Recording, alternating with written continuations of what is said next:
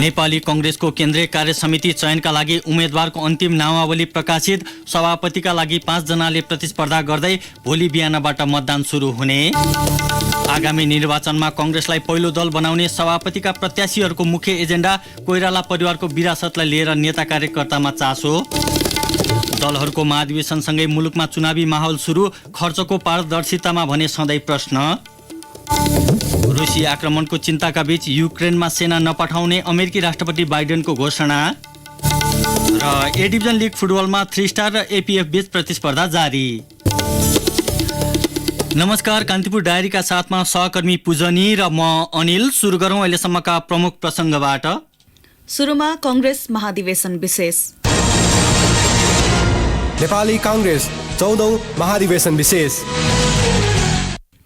नेपाली कांग्रेसको 14औं महाधिवेशन अन्तर्गत विभिन्न पदमा उम्मेद्वारी दिएका उम्मेद्वारको अन्तिम नामावली सार्वजनिक भएको छ। काठमाडौँको प्रदर्शनी मार्ग स्थित राष्ट्रिय सभागृहमा केन्द्रीय निर्वाचन समितिले आज अपराह्न उम्मेद्वारको अन्तिम नामावली प्रकाशित गरेको हो। निर्वाचन समितिले आज दिउँसो 1 बजेसम्म मनोनयन फिर्ता लिने समय निर्धारण गरेको थियो। निर्धारित समयमा 57 जनाले उम्मेद्वारी फिर्ता लिएसँगै अन्तिम नामावली तयार भएको हो। अन्तिम नामावली अनुसार सभापतिमा शेरबहादुर देउवा, शेखर कोइराला, प्रकाश मान सिंह, विमलेन्द्र निधि र कल्याण गुरुङ बीच प्रतिस्पर्धा हुनेछ। त्यस्तै 2 जना उपसभापतिका लागि 7 जना बीच प्रतिस्पर्धा हुनेछ। उपसभापतिमा चन्द्र भण्डारी, धनराज गुरुङ, विजय कुमार गक्षदार, पूर्णबहादुर खड्का, सुजाता कोइराला, दिव्य कुमारी शाह र महेश आचार्यको उम्मेद्वारी परेको छ। भण्डारी र गुरुङ कोइराला तथा गक्षदार र खड्का देउवा प्यानलबाट उम्मेद्वारी दिएका हुन्। यस्तै सिंह प्यानलबाट सुजाता कोइरालाको उम्मेद्वारी परेको हो। यस्तै 2 महामन्त्रीका लागि गगन थापा, प्रकाश शरण महत, प्रदीप पौडेल, मिनेन्द्र रिजाल, राजाराम कार्की र विश्वप्रकाश शर्माको उम्मेद्वारी परेको छ। थापा र रिजाल कोइराला तथा महत र पौडेल देउवा प्यानलका हुन् भने शर्माले सिंहको प्यानलबाट उम्मेद्वारी दिनुभएको हो। त्यस्तै सहमहामन्त्रीका विभिन्न 8 क्लस्टरमा 19 जनाको उम्मेद्वारी परेको छ। 19 मध्ये 8 जना मात्र निर्वाचित हुनेछन्। त्यस्तै 121 केन्द्रीय सदस्य पदका लागि 548 जनाले मनोनयन दर्ता भएको निर्वाचन समितिले जनाएको छ। यसैबीच प्रदेश 2 को तर्फबाट निर्वाचित हुने 2 जना केन्द्रीय सदस्यमा सर्वसम्मत भएको छ। नेता आनन्द प्रसाद ढुङ्गाना र रमेश रिजाल सर्वसम्मत भएका हुन्। जंगीलाल यादवले उम्मेद्वारी फिर्ता लिएपछि ढुङ्गाना र रिजाल प्रतिस्पर्धा नगरी केन्द्रीय सदस्य भएका हुन्।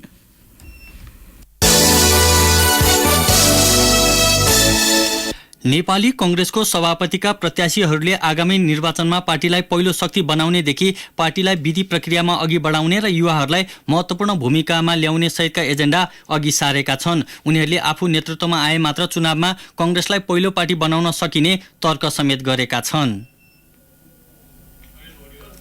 अघिल्लो महाधिवेशनबाट सभापति बनेका शेरबहादुर देउवा दोस्रो कार्यकालका लागि सभापतिको प्रतिस्पर्धा गर्दैछन्। 2074 सालको निर्वाचनमा पार्टी दोस्रो स्थानमा खुम्चिएपछि पार्टीको अर्को पक्षबाट चर्को आलोचना खेपेका उनलाई अब सभापति भएर चुनावमा जाने रहर देखिएको छ। मतदान हुने अघिल्लो दिन आयोजित भेलामा देउवाले पार्टीलाई पहिलो बनाउनका लागि आफूलाई जिताउन आग्रह गरे।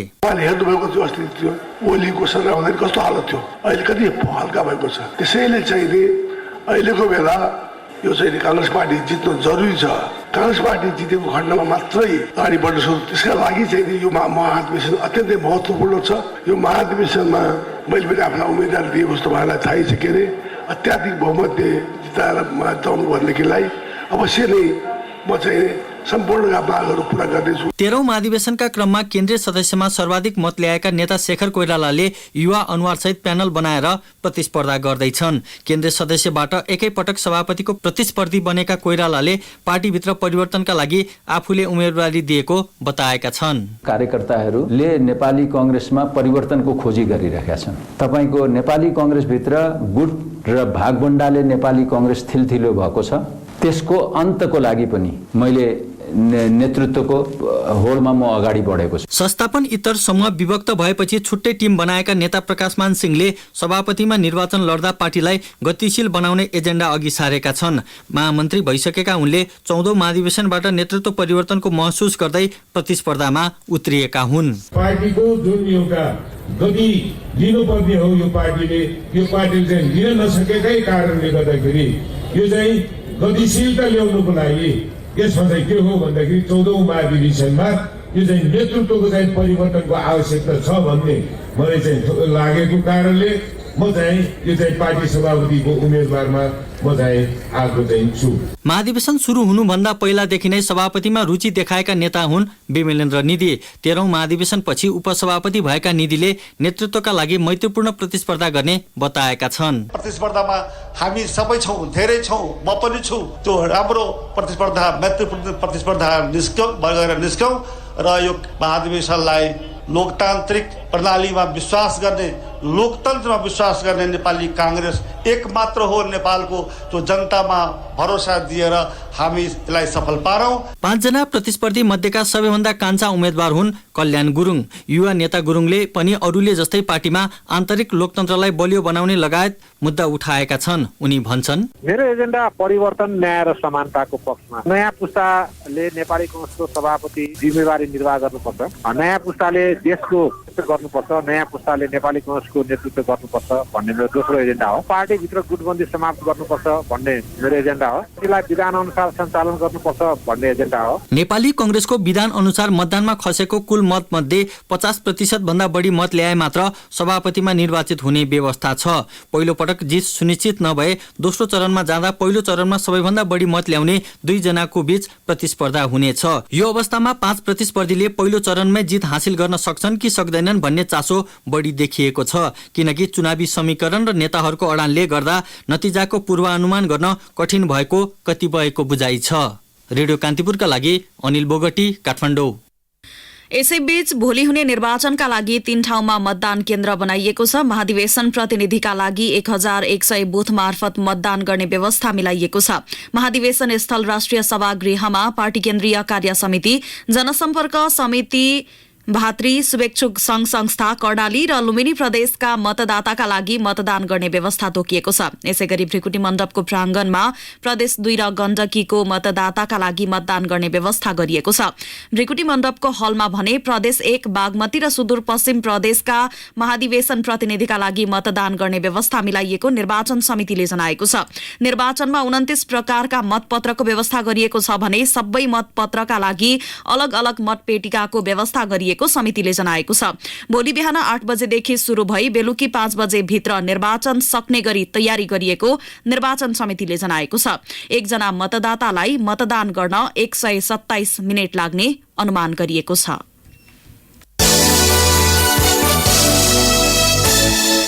कुनै समय नेपाली कांग्रेस र कोइराला परिवार परिपूरक जस्तै थियो। 2048 सालपछि गिरिजा प्रसाद कोइराला र सुशील कोइरालाको कार्यकाल समेत जोड्दा 20 वर्ष कांग्रेसको नेतृत्व कोइराला परिवारले गरेको थियो। 13औं महाधिवेशनको संघारमा सुशील कोइरालाको निधन भएपछि कोइराला परिवार मूल नेतृत्वबाट भने बाहिरियो। 14औं महाधिवेशनमा कांग्रेसको नेतृत्वका लागि डाक्टर शेखर कोइरालाको उम्मेदवारीले कोइराला विरासत ढल्ला या कायम रहला भन्ने चासो र चिन्ता कतिपय कांग्रेसी जनमा देखिएको छ।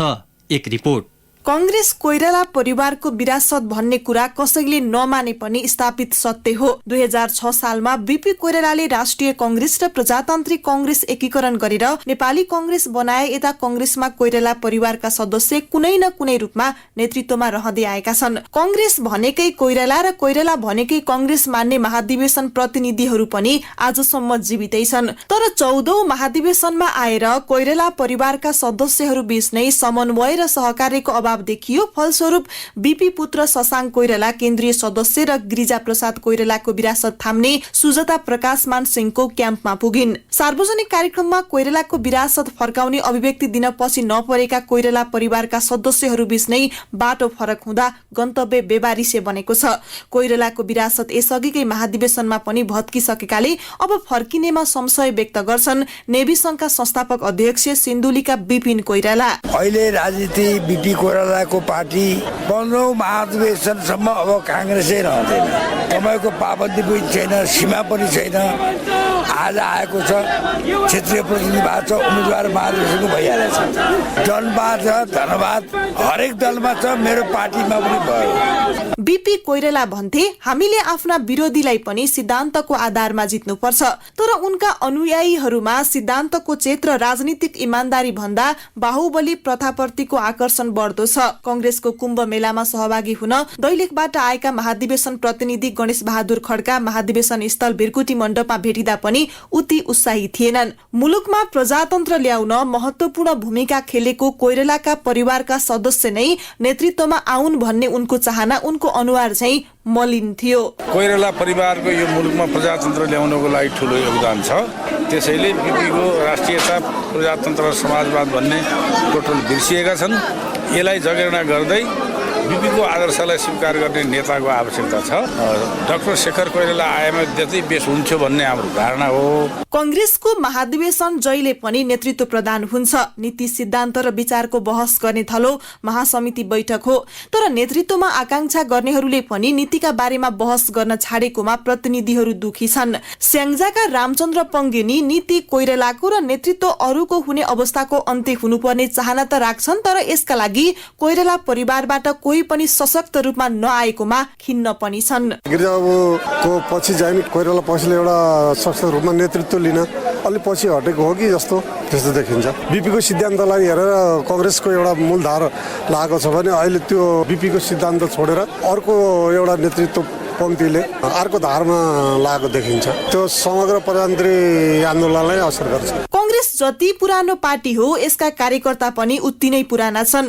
तर राजनीतिको गंगामा धेरै पानी बगिसक्यो र यही बहावमा धेरै नेताहरूले आफ्नो राजनीतिक जीवन पनि बगाएका छन्। मुलुकको राजनीतिक घटनाक्रममा अनपेक्षित परिघटनाहरूको उदयले गर्दा पनि कांग्रेसमा अहिले आएको अवस्थिति स्वाभाविक ठान्छन् गुल्मीका पारिश्वर ढकाल। हैन, कोइरालाको विरासत चाहिँ नि घटेको छैन। यो राजनीतिको एउटा घटनाक्रमले अलिकति चाहिँ नि त्यस्तो परिस्थिति बनायो। तर पनि चाहिँ मलाई लाग्छ अहिले यो पछिल्लो अवस्थामा नेताहरूले एउटा सुझबुझका साथ एउटा सहमतिमा कांग्रेसलाई एउटा नयाँ दिशा, नयाँ नेतृत्व अहिले जनताको चाहना छ। त्यही अनुसार नेतृत्वलाई चाहिँ नि चयन गर्ने परिपाटी केन्द्रमा मिलाएको भए हुन्थ्यो भन्ने सबै कार्यकर्ताको चाहना छ। बीपीले उति बेलै प्रजातन्त्र प्राप्ति पछि पार्टीमा हुने खाने र हुँदा खाने वर्गबीचको लडाई सुरु हुने र हुने खाने वर्गको हातबाट पार्टीलाई जोगाउनु पर्ने बताएका थिए। राष्ट्रियता, प्रजातन्त्र र समाजवादको सिद्धान्त त्यसैको आलोकमा निर्माण भएको हो। अहिले कांग्रेस नेतृत्वको क्षयीकरण र सिद्धान्तको अपचालनका कारण आफ्नै रागले चाउरिएको मरिज भएको छ। संस्थापक नेता बीपी कोइरालाको सिद्धान्तलाई पाखा लगाएको भन्ने आरोप मात्रै होइन, उनैलाई नचिन्ने महाधिवेशन प्रतिनिधिको सहभागिताबाट पनि कांग्रेसलाई जोगाउन पर्ने दाङकी अनिता देवकोटा बताउँछिन्। अब नेतृत्वमा यो साझा फुलबारी हो। प्रतिस्पर्धाको आधारमा नेतृत्व चयन हुन्छ अधिवेशनका माध्यमबाट र सबै बीपी कोइरालाका अनुयायी हौं भन्ने कुरामा हामी सबैले बुझ्न जरुरी छ। बीपी कोइरालालाई नचिनेको अनि महाधिवेशन प्रतिनिधिहरू छ, त्यो चुनौतीहरू छ। अब यो चुनौतीलाई कसरी हुन्छ, सबैको कांग्रेस होस्, हामी सबै अटाउँछौँ भनेर यसलाई अवसरको रूपमा लिन जरुरी। राष्ट्रियता र प्रजातन्त्रलाई अविभाज्य मान्ने बीपीले स्थापना गरेको राजनीतिक दलमा यसबारे बहस नहुनु दुःखद त हुँदै हो, विडम्बना पनि। विभिन्न तहका तगाराहरूलाई पन्छाउँदै महाधिवेशन प्रतिनिधि भएर आएकाहरूका काँधमा कांग्रेसलाई नीति, विचार र सिद्धान्तमा हिडाउने वा अल्पत्र छान्ने भन्ने गहन जिम्मेवारी र अभिभारा छ। नेतृत्वले कार्यकर्ताको मनोभावना बोक्न सकेन भन्ने कार्यकर्ताहरूले अब पार्टीको भावना बुझ्छन् कि नेताको अभिव्यञ्जना त्यो केही समयपछि स्पष्ट हुने नै छ। रेडियो कान्तिपुरका लागि केसुलामी छाने। नेपाली कांग्रेस 14औं महाधिवेशन विशेष। कान्तिपुर डायरीमा अब ब्रेकको पालो। ब्रेकपछि कान्तिपुर डायरीमा अब बाँकी प्रसंग। सुरुमा कान्तिपुर सविस्तार।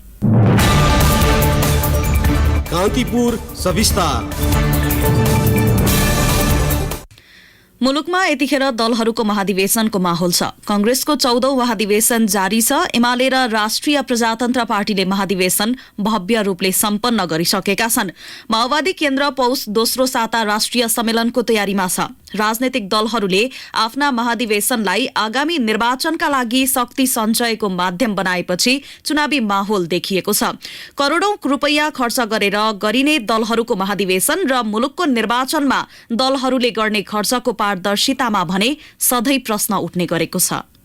एमाले 10औं राष्ट्रिय महाधिवेशनमा 7.5 करोड रुपियाँ खर्च हुने ठानेको थियो। अन्तिम खर्च विवरण पार्टीले ननिकाले पनि महाधिवेशन थप 2 दिन लबिदा 1 करोड रुपियाँले बढेर 8.5 करोड जति पुगेको अनुमान गरिएको छ। एमाले महाधिवेशनमा सबै खर्च पार्टीका संगठित सदस्यबाट उठाएको दावी गरेको छ। यता संसदको दोस्रो ठूलो दल कांग्रेसले पार्टीमा 10 करोड रकम सञ्चित रहेको र जारी महाधिवेशनमा सोही रकम खर्च हुने बताएको छ। अघिल्ला महाधिवेशनमा जस्तो यो पटक दलहरूको चन्दा आतंक खासै सुनिएन, तर दलहरूमा करोडौं खर्च गर्ने हैसियत कसरी बन्छ भन्ने प्रश्न भने निरन्तर उठिरहेको छ। महाधिवेशनमा दलहरूले गर्ने खर्च प्रणालीको व्यवस्थित लेखा परीक्षण पनि हुन सकेको छैन। अघिल्लो निर्वाचनमा दलहरूले गरेको खर्च प्रणालीको लेखा परीक्षण प्रतिवेदन अनुसार कांग्रेसले सबैभन्दा धेरै 4 करोड 86 लाख 66 हजार रुपियाँ खर्च भएको देखिन्छ। एमाले 2 करोड 91 लाख 69 हजार र माओवादी केन्द्रले सबैभन्दा कम 83 लाख 40 हजार रुपियाँ मात्रै खर्च गरेको देखाएको छ। दलहरूको महाधिवेशनदेखि लिएर राष्ट्रिय निर्वाचनसम्म करोडौं रुपियाँ खर्च हुने गरेको छ। संविधानले समाजवाद उन्मुख अर्थतन्त्र भने पनि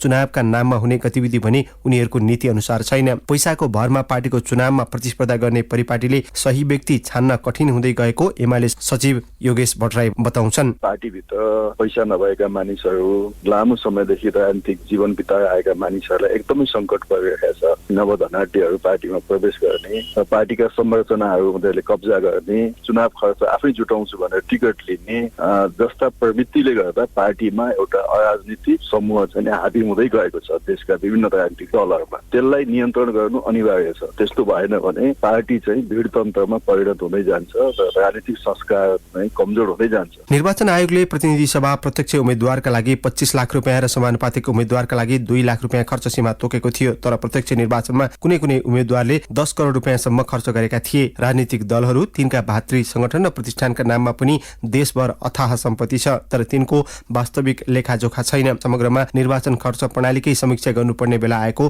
भट्टराईको तर्क छ। नेपालको निर्वाचन प्रणालीकै बारेमा पनि केही पुनर्विचार गर्नुपर्ने हो कि भन्ने बहस हुन आवश्यक छ। व्यक्तिको खर्च भन्दा पनि पार्टीले नै उम्मेद्वार दिने भइसकेपछि पार्टीले त्यसको व्यवस्थापन कसरी गर्ने त्यतातिर जानुपर्छ। दुनियाँका धेरै मोडलहरू छन्, विभिन्न देशका आफ्ना आफ्ना मोडल छन्। ती मोडलहरूलाई एकपल्ट अगाडि राखेर नेपालको सन्दर्भमा छलफल गर्नुपर्ने आवश्यकता छ। खास गरी दलहरूको चुनावी प्रचार शैली र अपारदर्शी खर्चमा लगाम लगाउन नियामक निकाय निर्वाचन आयोगले समेत नसकेको गुनासो छ। निर्वाचन आचार संहितामा उम्मेद्वार वा राजनीतिक दलले निर्वाचन खर्चका लागि छुट्टै बैंक खाता खोलेर पारदर्शिता कायम गर्नुपर्ने उल्लेख छ। आयोगले तोकेको भन्दा बढी खर्च गर्न नपाउने र 5,000 भन्दा बढी खर्च गर्दा बैंक तथा वित्तीय संस्था मार्फत गर्नुपर्ने उल्लेख छ, तर व्यवहार त कार्यान्वयन हुन सकेको छैन। राजनीतिक दलले पारदर्शिता कायम गर्न नसक्दा यसको असर समग्र अर्थतन्त्रमै पर्ने बताउँछन् अर्थविद एवं सार्वजनिक खर्च पुनरावलोकन आयोगका संयोजक डाक्टर डिलिराज खनाल। जुन ढङ्गले महाधिवेशनको आयोजना गर्ने, तपाईँको ज्यादै तडक भडक गर्ने, ठुलो खर्च गर्ने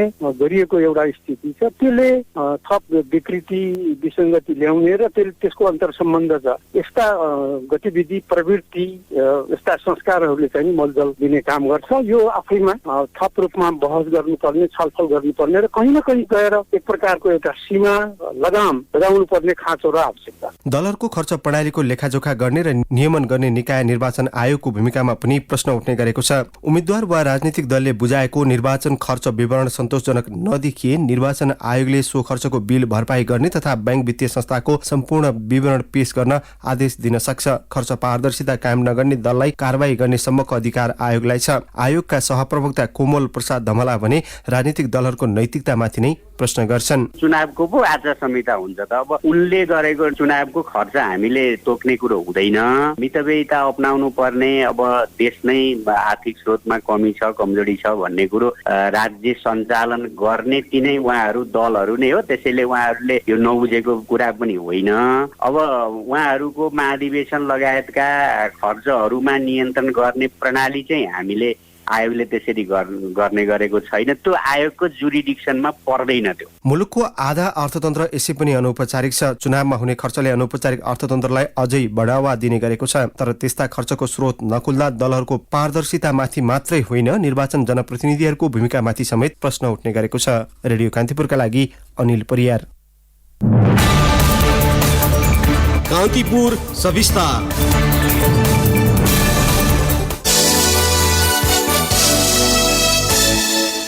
नेकपा एमालेको केन्द्रीय कमिटीले 45 सदस्यीय स्थायी कमिटी र 49 सदस्यीय पोलिट ब्युरो गठन गरेको छ। भक्तपुरमा बसेको केन्द्रीय कमिटीको बैठकले स्थायी कमिटी र पोलिट ब्युरोका लागि प्रस्तावित नामहरू अनुमोदन गरेको एमालेले जनाएको छ। एमालेको विधानमा स्थायी समितिमा 19 सदस्यीय पदाधिकारी सहित 45 सदस्य हुने व्यवस्था छ।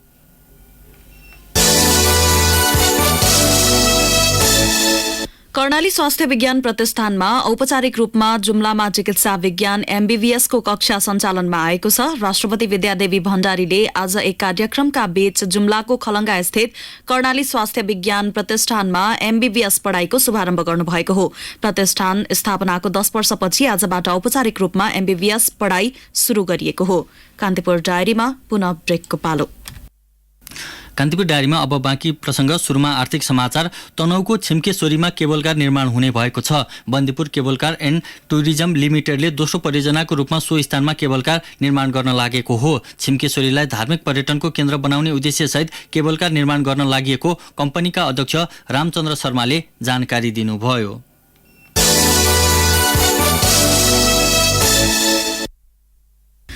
निजी क्षेत्रले भारतमा विद्युत बेच्न सक्ने पर्याप्त आधार देखाएमा विद्युत व्यापारका लागि सरकारले तत्काल लाइसेन्स दिने ऊर्जा जलस्रोत तथा सिंचाई मन्त्री पम्फा भूषालले बताउनु भएको छ। काठमाडौँमा आज आर्थिक पत्रकार समाज सेजनले आयोजना गरेको एक कार्यक्रममा मन्त्री भूषालले भारत लगायत छिमेकी मुलुकमा विद्युत बिक्रीका लागि सरकारी तवरबाट भइरहेको प्रयासको नतिजा सन्तोषजनक नदेखिएको समेत बताउनुभयो। नदी प्रवाहमा आधारित आयोजनाको विद्युत खरिद सम्झौता PPA गर्नका लागि पहिले विद्युत व्यापारको बाटो सहज बनाउनु पर्ने पनि मन्त्री भूषालले बताउनुभयो। कारोबार हुने साताको पहिलो दिन आज धितो पत्र बजारमा भारी अङ्कको गिरावट आएको छ। शेयर कारोबार मापक नेप्से परिसूचक आज 88.7 अङ्कले घटेर 2361.27 बिन्दुमा झरेको हो। अब अन्तर्राष्ट्रिय प्रसंग। रूसले युक्रेनमा आक्रमण गर्ने चिन्ताका बीच अमेरिकी राष्ट्रपति जो बाइडेनले युक्रेनमा सेना नपठाउने बताउनु भएको छ। राष्ट्रपति बाइडेनले नेटो सदस्य राष्ट्रहरूमा अमेरिकी सेना पठाउने तर युक्रेनमा भने नपठाउने बताउनु भएको हो। तर उहाँले युक्रेनका जनतालाई सहयोग गरिरहेको बताउनुभयो। रूसले युक्रेनमा आक्रमण गरे रूसप्रति विश्वासको दृष्टिकोण बदलिने चेतावनी समेत आफूले राष्ट्रपति भ्लादिमिर पुटिनलाई दिएको बाइडेनको भनाइ छ। कान्तिपुर डायरीमा अब एउटा खेल प्रसंग। शहीद स्मारक A डिभिजन लीग फुटबलको आजको खेलमा 3 स्टार र विभागीय टोली सशस्त्र प्रहरीको APF बीच गोलरहित बराबरी भएको छ। बराबरीको नतिजापछि APF ले जारी लीगमा पहिलो पटक अङ्क जोडेको हो। यसअघिका 3 खेलमा हार बेहोरेको APF ले 4 खेलबाट 1 अङ्क जोडेको छ। बराबरीपछि 3 स्टारको 4 खेलबाट 5 अङ्क भएको छ।